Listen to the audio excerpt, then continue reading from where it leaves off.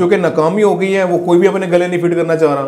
Peoples party पतली गली से वज़ीर आज़म बनना चाह रही है, नून लीग पतली गली से अपोजिशन में बैठना चाह रही है, और पीटीआई बीच में दोनों तरफ खेल रही है, विकेट के दोनों तरफ। हर किसी ने सारा अपना मलबा डाल दिया वज़ीर आज़म के खाते में कि चूँकि हम तो ये काम कराना चाहते हैं, वो हमारी मानते नहीं है। ये जो अवामी एक्शन कमेटी का वहाँ पे जो एक्शन कमेटी का जो एहतजाज हुआ है, आपके ख्याल में क्या पॉलिटिकल फोर्सेस की इन्वॉल्वमेंट के बगैर या उनकी हल्लाशेरी के बगैर वो पॉसिबल है? पहले मुस्लिम लीग नून ने हुकूमत कैसे बना ली 6 बंदों के साथ? सर वो मैंने आपको बताया, वो अलायंस के साथ बनाई, उसमें सब थे ना। यहाँ पे जो सब एक जो क्वेश्चन आता है, अगर तो मुस्लिम लीग नून फंड देती है पीपल्स पार्टी को कि जी आप आज़ाद कश्मीर में अवामी एक्शन कमेटी के जो प्रोजेक्ट्स हैं उस पर लगाएं और वोट बैंक आप ले जाएं, यही काम वो अपने वज़ीर आज़म के थ्रू जो अनवारुल हक था, या इसको चेंज करके किसी और अपने पसंद के बंदे को वज़ीर आज़म बना के उसके थ्रू फंड लगवा दे, क्यों नहीं लगवा सकते? अच्छा, इसमें वो क्यों पैसे देगी? इसमें सर एक लॉजिक जो मैं समझाऊँ, जो अब तक का इनका फार्मूला चलता रहा है, जो पंजाब में हमने देखा है, ये बाकी नेशनल असम्बलीज़ के, पंजाब असम्बलीज़ के इलेक्शन में हमने देखा है कि इन्होंने हमेशा जो सेकंड नंबर पे आने वाला है ना जी, उसको तरजीह दी है। इनके जो आपस में मुआहदा हुआ है, मिसाल के तौर पे अगर पीटीआई का बंदा था, वो अगर नाअहल हो गया है, तो उसके नीचे दूसरे नंबर पर जो है, वो चाहे नून लीग का हो या पीपल्स पार्टी का हो, उसको उन्होंने टिकट देनी है, ये उसको उन्होंने सपोर्ट करनी है।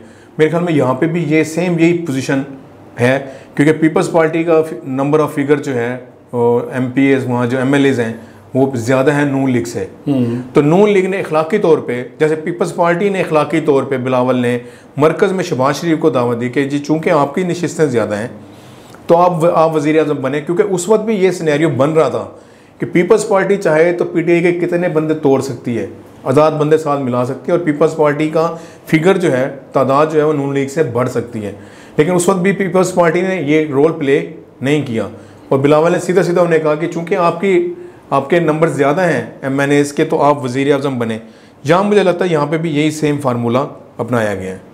नहीं तो वो पहले मुस्लिम लीग नून ने हुकूमत कैसे बना ली 6 बंदों के साथ? सर वो मैंने आपको बताया, वो अलायंस के साथ बनाई, उसमें सब थे ना।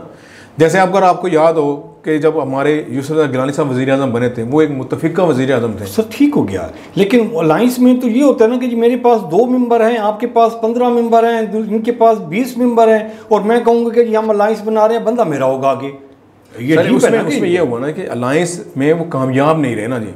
ज़ाहिर बात है, अगर आपको याद हो कि जितने ज़्यादा बंदे अलायंस में होंगे, उतने ही मिनिस्ट्रियाँ अगर आप दे देंगे, उतने ही मामलात आपके ख़राब हो जाएंगे, फ़ंड्स आपको उतने ही डिवाइड करने पड़ जाएंगे, मेरिट पे आप फंड नहीं लगा पाएंगे, आपकी खींचातानी ज़्यादा रहेगी।